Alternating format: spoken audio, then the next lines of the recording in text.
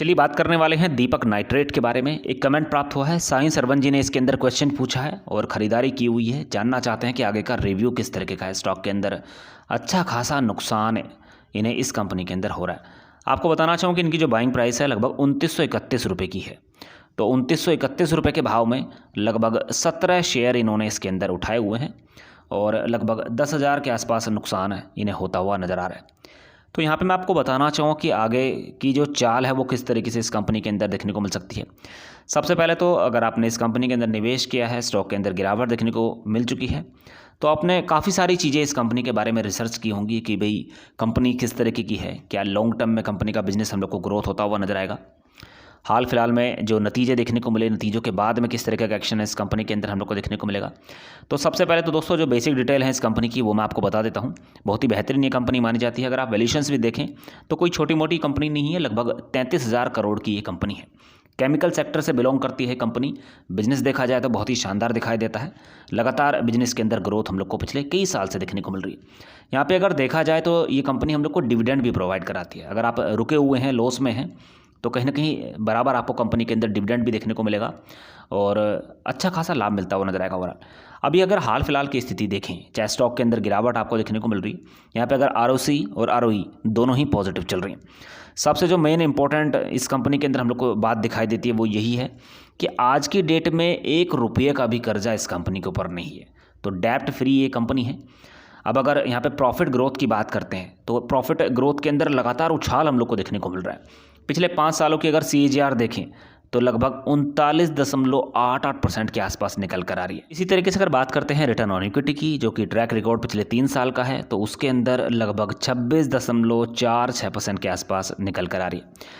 साथ में दोस्तों बताना चाहूँ कि डिविडेंड यील्ड भी ठीक ठाक है और डिविडेंड पे आउट की बात करें तो लगभग 17.40% के आसपास निकल कर आ रहा है। तो ये कुछ बेसिक डिटेल थी इस कंपनी की जो कि मैंने आपको बताया। अब देखिए, ये तो पॉजिटिव आंकड़े थे जो मैंने आपको बताए। अब कुछ नेगेटिव आंकड़े भी हैं। नेगेटिव आंकड़े इसके जो हम लोग को देखने को मिल रहे हैं वो बहुत ही कम है। यहाँ पर अगर देखा जाए तो फिलहाल की डेट में सेल्स में हम लोग को डिसअपॉइंटमेंट देखने को मिली। पिछले 5 सालों की अगर ओवरऑल देखा जाए तो लगभग 6.26% के आसपास डिसअपॉइंटमेंट सेल्स के अंदर देखने को मिली है। कुछ ज़्यादा नहीं कही जा सकती है, लेकिन हाँ डिसअपॉइंटमेंट ज़रूर देखने को मिली है। अब अगर देखा जाए तो जो ये पीयर्स में ये कंपनी कौन से नंबर पर आती है, तो चौथे नंबर की बड़ी कंपनी है। चौथे नंबर की ये बड़ी कंपनी है। नंबर 1 पे जो कंपनी है वो है पिडिलाइट इंडस्ट्रीज़। उसके बाद में SRF इंडस्ट्रीज़ का नंबर आता है। उसके बाद में आरती इंडस्ट्रीज़ का नंबर आता है और उसके बाद में दीपक नाइट्रेट का नंबर आता है। अब देखिए, अगर बात करते हैं नतीजों की, तो नतीजों के अंदर किस तरीके का रुझान इस बार देखने को मिला। आपको बताना चाहूँ कि कंपनी की जो सेल्स है पिछले वाले क्वार्टर के मुकाबले सेल्स बढ़ती हुई नजर आई है। इसी तरीके से अगर प्रॉफिट की बात करते हैं तो प्रॉफिट के अंदर क्वार्टर ऑन क्वार्टर बेसिस पर डिसअपॉइंटमेंट देखने को मिली। मुनाफा ओवरऑल गिरता हुआ नजर आया। लगभग 97 करोड़ का प्रॉफिट इस कंपनी को हुआ है। पिछले वाला क्वार्टर देखें तो लगभग 135 करोड़ के आसपास मुनाफा होता हुआ नजर आया था। तो मुनाफे के अंदर डिसअपॉइंटमेंट देखने को मिल चुकी है। अब देखिए, बात करते हैं दोस्तों कंपनी की बैलेंस शीट के बारे में। तो आपको बताना चाहूँ कि जो कंपनी के रिजर्व्स हैं लगातार हम लोग को बढ़ते हुए नजर आ रहे हैं। तो ये सबसे मजबूत जो है कंपनी का फैक्टर हम लोग को यहाँ पे दिखाई दे रहा है। यहाँ पे अगर देखा जाए तो जो कंपनी के टोटल एसेट हैं वो भी हम लोग को बढ़ते हुए नजर आ रहे हैं। तो ओवरऑल कंपनी के अंदर मजबूती देखने को मिल रही है। अब यहाँ पे 2 ही नज़रिए हो सकते हैं, या तो स्टॉक आप लॉन्ग टर्म के लिए होल्ड करें, नज़रिया रखें लगभग 1 साल का, 2 साल का, तो आपको अच्छे खासे रिटर्न देखने को मिल सकते हैं।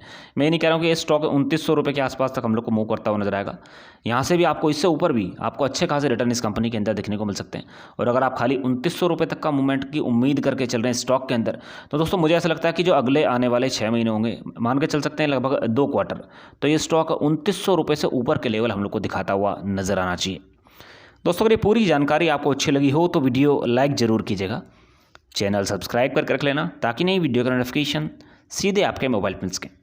Thank you so much for watching.